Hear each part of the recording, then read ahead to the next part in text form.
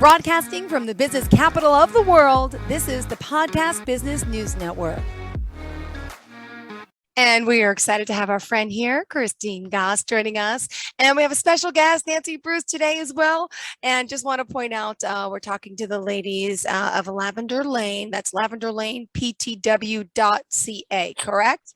Yes, that's our website. All right, great. Christine, would you mind just giving us a little introduction? I know you wear many hats as a Reiki master. You're a physiologist, physiotherapist. Sorry, you are business owner, so much more. But continue, and you're also a master, Reiki master teacher too. Yes. Yeah. So I founded Lavender Lane Wellness Center about 4.5 years ago now. And to bring healthcare and holistic together and to really help people work on, getting to the real root of their problem, working on health from a mind, body, and spirit perspective, so that we're looking at the whole person and the person's whole life and trying to bring, their personal growth forward and, get rid of their physical issues that are causing them to stay stuck where they are.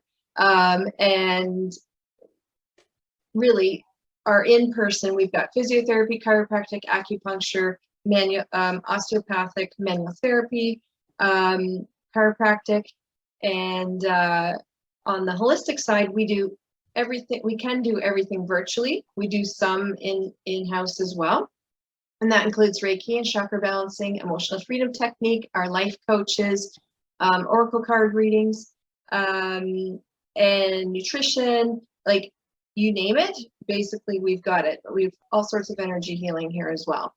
Great. Well, thank you for sharing. And would you mind introducing Nancy to us? Yes, this is Nancy Bruce. So Nancy is a life coach. She's an emotional freedom technique practitioner and an emotional weight loss blocker coach, and so much more. And she has made profound differences in my life, and everyone that we refer to her just raves.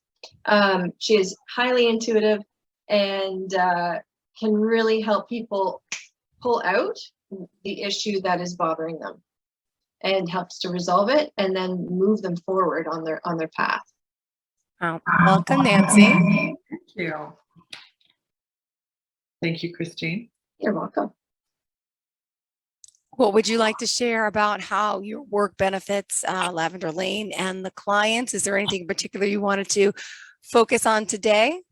Yeah, so I just want to talk about how with the emotional freedom technique that I like to get to the subconscious blockers of what is preventing us from moving forward. They're subconscious because we don't know what they are.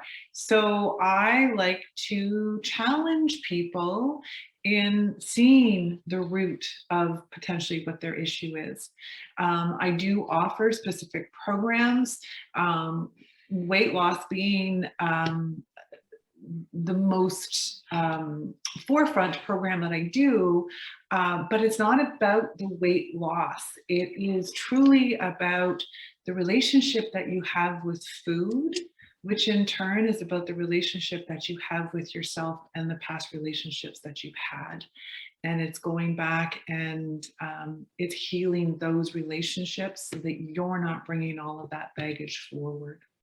Oh, and a lot of us do that, right? Stress eating, anxiety, we eat. And why in particular do we pick up the things that are bad for us? Do they really taste the best, or is it just the quickest fix? How come we're not overeating broccoli and watermelon when we're anxious and we're nervous and why do we choose those foods that we know are bad for us? Is it a subconscious thing where we want to harm ourselves, or what is it? It would be, so it's kind of a combination of things, but yes, there's definitely a self-sabotage in there. Mm-hmm. There is also, growing up, we grow up with, grandparents or other people giving us treats. And what happens is we associate that food with the love of that person. And we put all of that into that food. So technically, our grandparents that love us aren't going to give us broccoli. They're going to give us like chocolate cake or chips, Yeah. stuff like that. They're not going to give us healthy food, right? So we associate that. When you go out with a friend to celebrate something, you don't go out for broccoli. You go out for like Yeah, you don't, but I'm just, I right? never thought about that, but You yeah, go okay. out for nachos and cheese. You go out for drinks. You go out for the unhealthy treat stuff. And we tend to put all of those emotions into the food. But there is another one too that, you know, we tend to go towards food that isn't good for us because we're actually just trying to avoid a feeling. So the last time we did an interview, Jill, we actually did the cravings. We did a craving example of cravings, and that was towards a food that we love, right? Like we know that we're craving this food and we go after it for one reason or another. And parts of us want to feel what we have felt with those foods. And we want to associate with that. So that is a craving, but emotional eating is going to be when we tend to just go to the cupboard because we're avoiding what we're feeling right now. We don't want to feel it. Yeah. So that would be that you're just going for anything that's in there. And it's not just with food, it's with alcohol, it's with cigarettes, it's with any type of self-sabotage. Okay. And although my program is about the relationship with food, it really is about the relationship with yourself. And going back and healing, you know, that little girl or that little boy within us where we learned those behaviors. And, you know, I thought what I would do today is I thought I would actually take people through kind of like a self-judgment exercise. Okay. So it's okay if I go ahead and do that. Yeah, absolutely. Okay. So when we look in the mirror or we step on the scale or we try on new clothes or anything like that, there's automatically a voice in our head. And that voice is saying things like, you're stupid, you're ugly, all of these things that are wrong with you. Yeah. And it is that programming from a younger age that we have just accepted within our minds, right? Because it was probably somebody that we really liked implied this, somebody that we valued their opinion implied that there's something wrong with us. That might not have been their intention, but that would have been our perspective. So oftentimes what I'll do is I'll get a client to imagine that they're either stepping on the scale or looking in the mirror, or there's another step to this as well, and listen to those voices. What are they saying? All of those negative words that are being said, and we will avoid them. We don't even hear them anymore because it's like, oh, I don't want to hear that, don't want to hear that, don't want to hear. But they're playing in our minds, right? And we can't stop them, and we want to stop them. So I have people pay attention to that. And then what I have people do is I will have them imagine that they're stepping up onto stage and they have filled the venue with everybody that they know and everybody that they have known. So basically anybody that they've encountered in their lives are in this venue. And you step on stage and you have to hold a sign up there that says, I am freaking awesome. First of all, how uncomfortable is that? It's extremely uncomfortable, right? Yeah. It's like, yeah, no, I'm not even going on stage. There's no way I'm even going on stage, much less holding up this bloody sign. And then when you finally, I work them up to get that confidence to stand up on stage and hold that sign, but then I have them look out into the audience. There are going to be a lot of people out there that are actually cheering you on and saying, you are absolutely awesome, you're right. You're probably getting a standing ovation from a lot of people.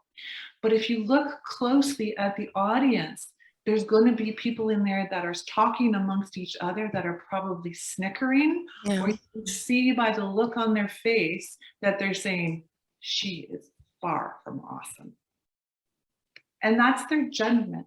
So it's their judgment that you are actually hearing when you're stepping on the scale, looking at yourself in the mirror, stuff like that. So we would do tapping around clearing those voices out, getting those people out of your audience, kicking them out so that they don't take up all that space. So those seats become empty for new cheerers. Yes. So even if your venue is empty, who cares? It's not full of those toxic people anymore. You've opened up those chairs for people that do want to celebrate you, right? Mhm. And it's powerful when you get security to go out. And security, don't hesitate to let that door slam on their butts on the way out, because they don't deserve to be in my crowd. Wow. Can I ask you a personal question? Something similar to this. I have my uncle is married to a woman, my aunt, and she's just has something against me. Now, she loves my boys. They're 5 and 7, but she's always in my business trying to find out what I'm doing. She wants to control my kids, and she wants to see, and just, she doesn't like me. We had a big text war, the whole family, because she did something to my other niece. It was over politics on social media and wrote some nasty stuff back there. She's very nasty, and just her core, you can look at her and just feel it.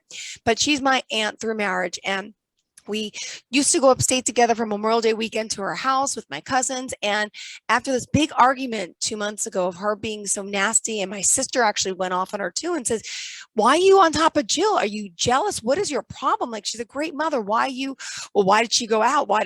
I don't go out much. And when I do, I went past her house to see my boyfriend's ailing 97-year-old father and 87-year-old mother. So I drove an hour west. I live on Long Island. And she saw that I posted a picture that I was out there at a restaurant. And how dare you not stop by my house? Well, I haven't been west, my boyfriend's house. I've been there 2 times in 1 year. I don't go west. I don't get out of my house, full-time mom. Like, and she lives closer that way, and just started going off on me. And she saw me at the restaurant. Well, because after we saw his parents, who I needed to see, we went to the restaurant, and my other cousins came and met us. And she had this, how dare you not stop by me? You never, I'm like, I'm never out your way. I work full-time. I have 2 kids, sports every night, just very nasty. And family got involved. And long story short, my sister made up with her, and everyone's going upstate to Memorial Day weekend. And I told her in that text 2 months ago, I really don't feel comfortable. I don't want to be around negative energy and bad people like yourself. I was honest. But then I worry about my kids because they want to go.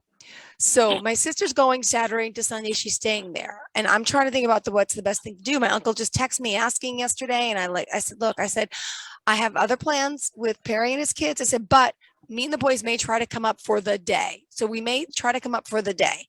And I feel that's a compromise only for my kids, but I really don't want to go see her negative energy and what she does. I don't want to be there. But when it comes to a situation like that, would you give advice to someone like me to give those few hours to my kids and go?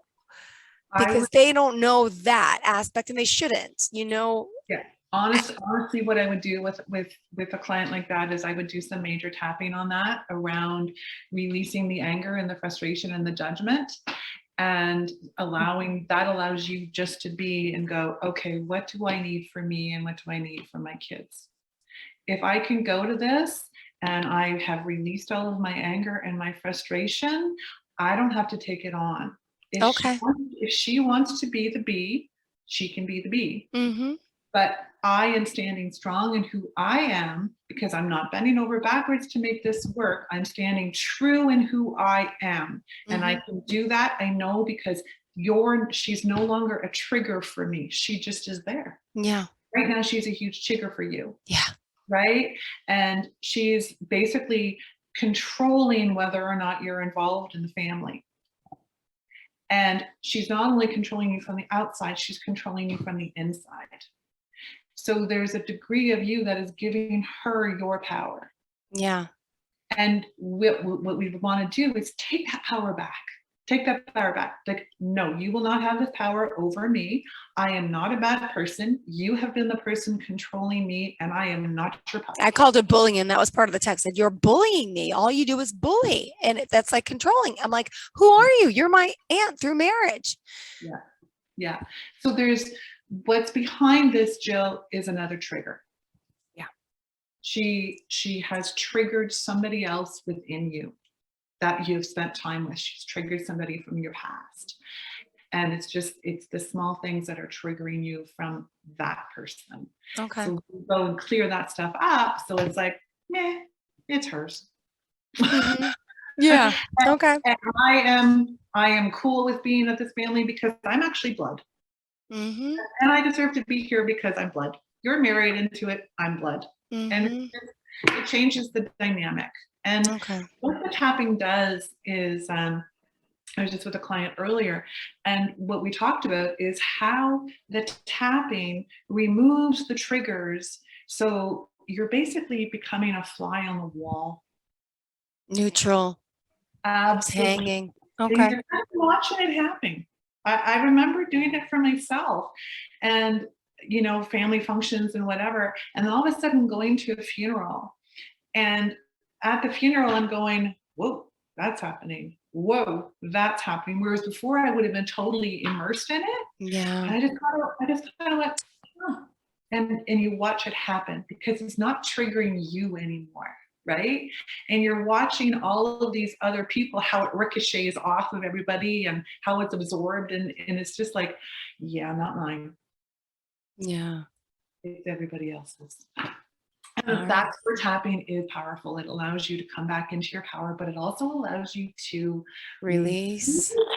the anger, the frustration, the actually the underlying hurt of maybe not even your aunt, but somebody much younger in your life that Mhm. made you And I think this is important because I run into this too as a single parent and a business owner, and trying to do everything by myself is like people still want more and more and more and more from me, and it's about trying to figure out those boundaries. And they make you feel guilty, and it's like, seriously, I don't have any more energy left for you. Mhm. Like it has to go to our children.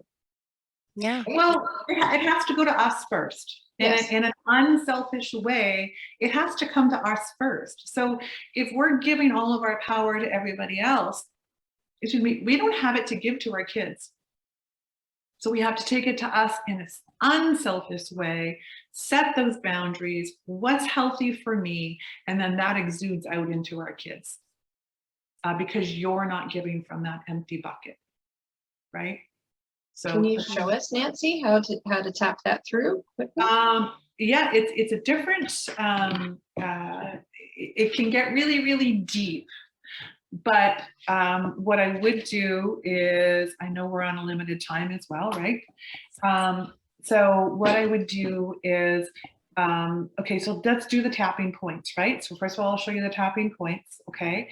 So where the eyebrow meets the nose, right beside the eye, Mhm. under the eye, under the nose, under the lips and that crevice, collarbone, thymus, bra strap, so 4 fingers down from your armpit, and then the top of your head. So what I want you again to go back to that venue, okay? And that person is there, and this might go deeper than just now. Like sometimes this can be a whole hour session, but let's just do this, Yeah. so that you kind of get a taste for it. So what I want you to do is, I want you to imagine that it is this aunt that is saying, you're not awesome. You have no right to be up on that stage, blah, blah, blah. Okay. So tapping through the points, I just want you to ask her to stand up because this is your venue. So I just want you to ask her to stand up. Okay. And I want you just to say to her, look it. Just because you don't believe in me does not mean I am not awesome. You're bringing your own crap to the plate, and for some reason, you want to control me. I will not be controlled. These are my kids. This is my life. And I will not give my power to you to tell me that I am not awesome. I am doing the absolute best job that I can. I don't see you doing a better job in your life. And who are you to say I'm not awesome? You have no right to say that to anybody, especially not me. So I would like for security to come and take you out. unless you want to stand there and cheer for me. So give her the option. Do you want to cheer for me, or do you want security to escort you out? What's her choice? What do you see her doing? Oh, she's going for security. Okay, security, come and haul her butt out of here, please. She is not welcome in this venue. Security is going to go and get her. She's probably flailing and screaming and cursing and whatnot. It's like, I don't care. It's hers. It's hers. Security, keep going. Take her out. Security, don't hesitate to let that door slam her on the butt on the way out. And please lock the doors behind her. She is not welcome back into my venue, ever, unless she changes her tone. Then we'll talk about it, but it's my decision.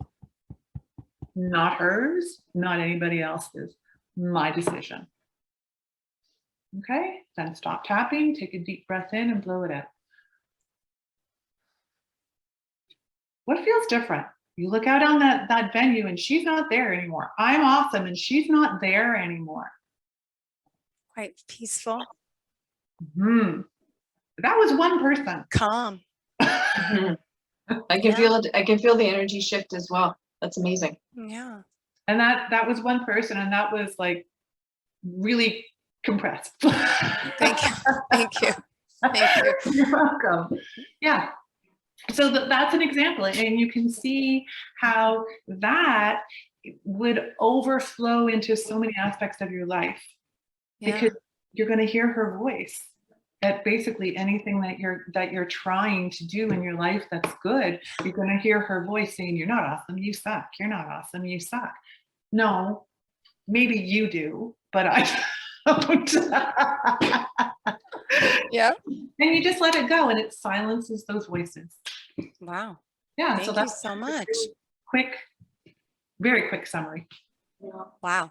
Because I mean, this is, she unfortunately had issues with drugs when she was younger. Her mother helped care for her daughter, her first daughter, for many years. And those are the things I said. I said, I've never even done a drug. I've been here for my kids 24/7. I had to bring that up during the course of that discussion, which I feel bad, but like, you're judging me. That I could have judged you for that, but you've recovered and you're better now and you're fine. But why me? It's just so intentional. And so now I'm faced with the decision about the weekend. Do I still go and She's just let her intimidated. in the other room?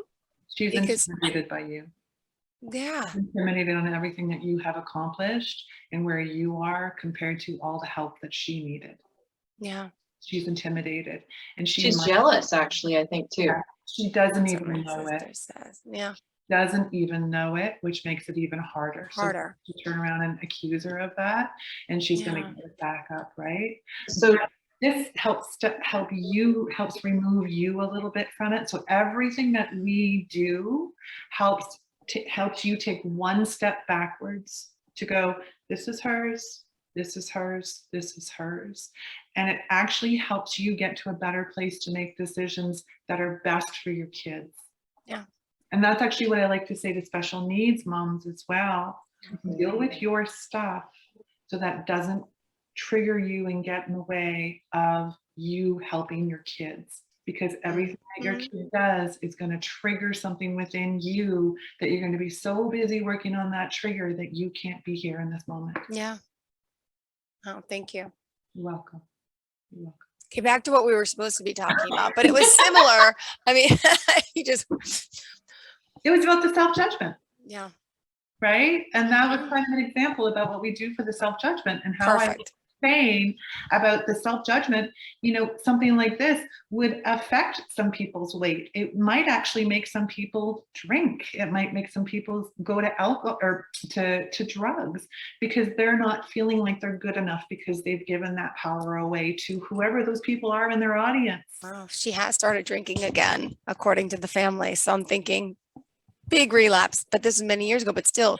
And the rant she sent to my cousin was all messed up about her social media, but it was over Trump and Biden. And she was nasty to my cousin. It was all spelled weird. And so that's when the other cousin who knows them says, oh yeah, she started drinking. And she was up late and trolling my other cousin's Instagram and fighting her because she's a Trump fan and she didn't like her Biden post. And it was like, let people be. Why are you on? So my cousin blocked her. The other aunt and uncle aren't talking to her either. So it's like a little bit of a rift, but now she's like attacking me. And I finally felt like I stuck up for myself and I said, I'm not being bullied anymore.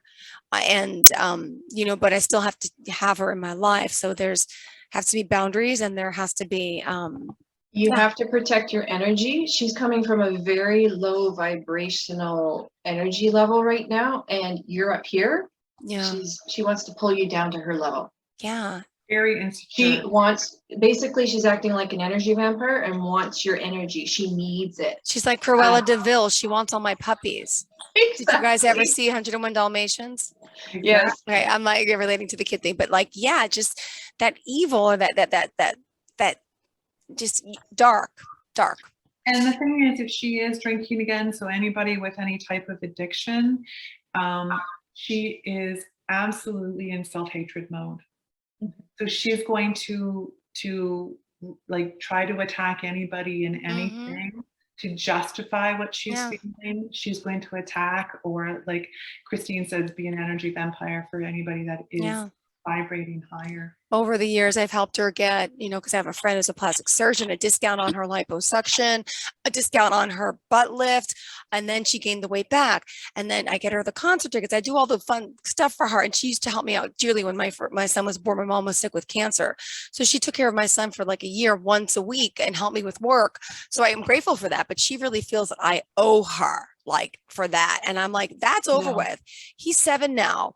I moved. My mom passed. You haven't watched my kids. You don't do that anymore. And I thank you and I appreciated that. And I'll never forget that. But no. I'm like, I'm not. So she feels very entitled to me, my energy, my space, because she feels that she helped me so much for that year but I'm also thinking that's not how family thinks. Family would offer to help one day a week with a child because you love that child and you love and with nothing in return. But I also gave in return, but still it was like, yeah. So Jill, you deal in unconditional love and acceptance. Hers is conditional. Right? It's that big energy differential again. So you're coming at a totally different level of consciousness, a totally different vibrational level. So really use these techniques that Nancy has given you to protect yourself, put, an energy shield around you, for angels and guides. And I'll be sending you Reiki to protect you as you go, and just enjoy your day. Yeah. Don't let her ruin it. Yeah. Well, like I predict already, she'll try to keep us to stay and she'll talk to the kids. Hey, you want to stay? And they send them and say, yeah, we want to stay upstate and quad in the next day. And I have to set a boundary. No, we're not staying over. We came for the day. No, first of all, there's about 15 people staying in the small house anyway. Not enough room will be my excuse. But no, I have to set a boundary, even though it may upset my kid, but I'll at least take them to do the right thing. But I'm setting that up in my head mentally before I go. So arm your kids with that as well. This is this is what the plan is. And this is probably going to happen where they're going to try to persuade us to stay, but this is our plan. And then, plan something for the fun for the next day that they have something to look forward to, right? Yeah, you're right. I love you, and this is what's going to happen. Yes. That's a really powerful statement. I love you, and this is what's going to happen. Okay, we still have a few minutes left. Go ahead. So what else do you want to share? Awesome. Nancy, Lavender Lane, Christine, tell us. Yeah, to the original self-judgment, we actually didn't ask for it. It was actually programmed into us from parents, siblings, whatever. It is downloaded into us as innocent children. And we are like sponges with that. And that becomes who we are. We make so many vows as younger kids. We make so many decisions in younger kids. Oftentimes, I do take a lot of clients back to the age, I take all clients back to the age of 3 or 4, when, it's their perception of what happened. It's their perception of what, how people were judging them or what the expectations were, because you didn't have an analytical brain at that age. And things probably weren't explained to you, and boundaries probably weren't set for you. It was just figure it out. And then we kind of really only heard when we screwed up. We didn't hear about things when it's like, you know what, you did a great job. You tried to tie your shoe. That's an awesome job. We heard, what are you, stupid? You can't tie your shoe? Yeah, you're right. So it's just, we didn't hear the positive, and that's what we need to hear more of. So that's what we like to do. That's what I like to do when I'm tapping, is take people back and love that little child and give them the compliments and just ignore all of the negative stuff, because that's not who you are. You made decisions based on that. And true. we're all born equally. We're actually all born with awesomeness in us, and it's stripped away with the people in our lives that aren't taught how to empower that awesomeness. And we have to give that to ourselves, because we're the only ones that are with us 24/7. So we can't expect other people to empower us. No, I empower me. I am surrounded by empowering people, but I empower me by healing all of those things that have happened to me. And making me a stronger person. Thank you. And I've gone to the point where, like, if the negative chatter really gets going, I tell it where to go. Good. Like, that negative ego, that is not welcome. Mhm. That is not helping me move forward. That's just trying to keep me down and stop me from leveling up, right? Like, so it's super, super important that we're constantly trying to silence that. Because it's so unhealthy, and it blocks us from, doing our soul purpose here on earth, our life mission. I was just going to say, if we listen to that voice, if we listen to that voice too much, how much are we ripping off the world? Because we're believing this, so therefore we're not stepping into what we have to offer the world. So we're actually ripping the world off. Yeah. Listening to that self-judgment and those voices of those people that were probably insecure, that were probably projecting their anger and frustration onto us.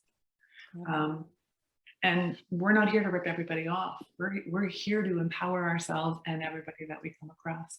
Hence all the work that you do at Lavender Lane. We'll tie this to an end, Miss Christine. Yes. Is about so that. With all of our energy techniques, that's what we're trying to do. We're trying to get to the root of the problem, get to that inner child, mother or father, him or her, and really reintegrate all those little broken pieces back into our soul and our heart, and so that we're more whole, and then we can start moving forward. We can start leveling up. Your personal growth is going to start to change as you level up. Everything starts to fall into place so much easier. Synchronicities start to happen. Opportunities start to fall in, and things just go. It's so much easier just to flow with the present moment, and be more of an observer and not get pulled into all the drama. So you can book with Nancy. Go to lavenderlaneptw.ca, and you can book a free discovery call and discuss, some of the basic issues that you're having. And she does 12-week programs, and they are life-changing. Like, it is incredible. You can work on any aspect of life that you're having issues with stress, with wealth, with weight loss, dealing with difficult people in your life. You can use it. Even pain, because pain is telling us the story of what needs to be healed. Got it. Physical Thank you. Pain, yeah. And if we want to reach out to you, tell us the best form, please. Yes, please go to lavenderlaneptw.ca. Take a look at all our wonderful practitioners, and you can book right there in online booking. We can do virtual sessions for all of our energy and coaching work. And if you have any questions, you can contact us through the website, lavenderlaneptw.ca. Thanks so much. Thank you so much, and have a great day. And to all of our listeners, we appreciate you. Have a great Memorial Day weekend. Bye-bye. You too. Bye-bye.